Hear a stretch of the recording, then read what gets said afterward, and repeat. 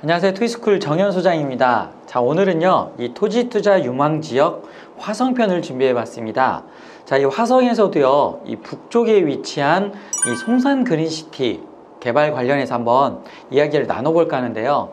저는 개인적으로 이쪽 그 송산 그린시티 주변이 아직까지도 부동산의 가치가 상승할 수 있는 이런 여력들이 충분히 존재한다라고 생각을 합니다. 이 주변의 개발 호재들은 어떠한 것들이 있는지 한번 같이 살펴보도록 하겠습니다.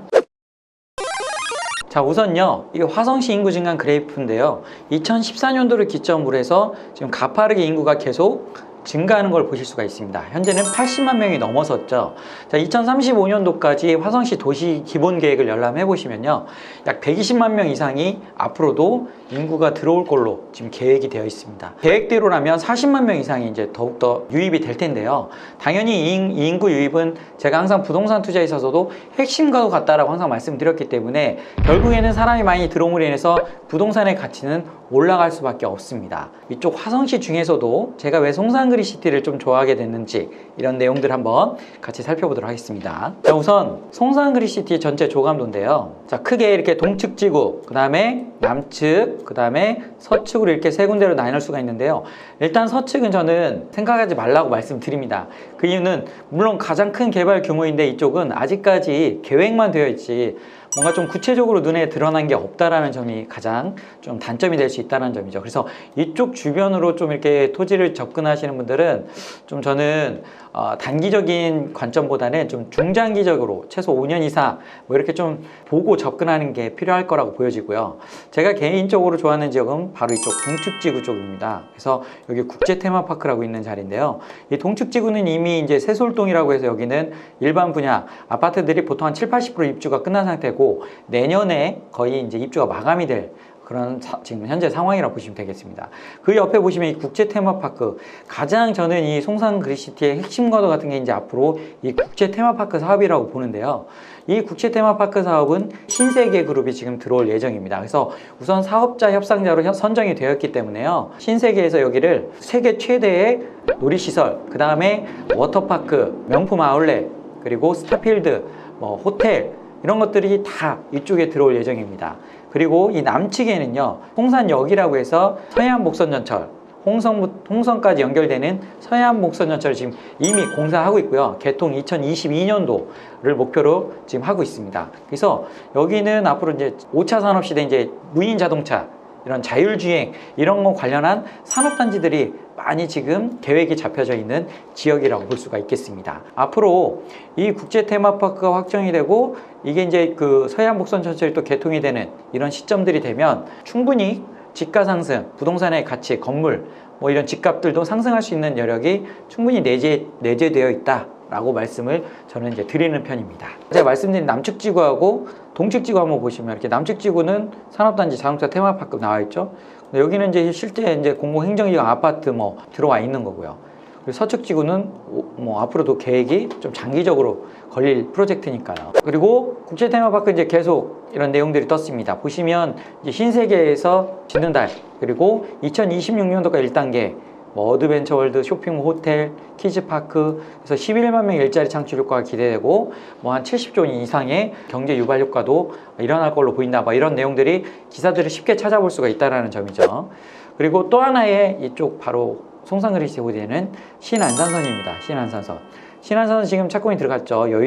여의도에서부터 한양대까지 지금 25분, 2024년도에 개통을 목표로 이미 착공이 들어갔고요. 그 다음에 원시에서 여의도까지, 원시가 어디에 있어요? 여기 있죠. 그래서 바로 밑에 국제 테마파크 여기 있습니다. 그래서 여기도 이렇게 지금 연결할 예정이라는 거죠. 그래서 중간에 이 광명역 여기에서 지금 말씀드린 신안산선과 만남으로 인해서 앞으로 이 국제 테마파크가 있는 여기에서 여의도까지도 36분 만에, 그래서 기존보다 50%에서 75% 이상까지 시간이나 여러 가지 비용 뭐 이런 것들 대폭 단축이 되기 때문에 당연히 부동산의 가치도 올라갈 수밖에 없겠죠. 특히 수도권에서 가까운 전철역이 생기는 자리일수록 어때요? 집값이나 토지의 가격들이 당연히 올라가는 현상들을 봐오셨지 않습니까? 그래서 앞으로도 이 지역이 개통이 되는 시점, 이 시점에는 지금보다 훨씬 더 여러 가지 부동산의 가치는 상승해 있을 것이다 라고 판단을 하게 되는 겁니다. 그 다음에 이 송산에서 이 밑으로는 제가 아까 말씀드린 서해안복선연철 이렇게 연결이 되는 거죠. 20년도.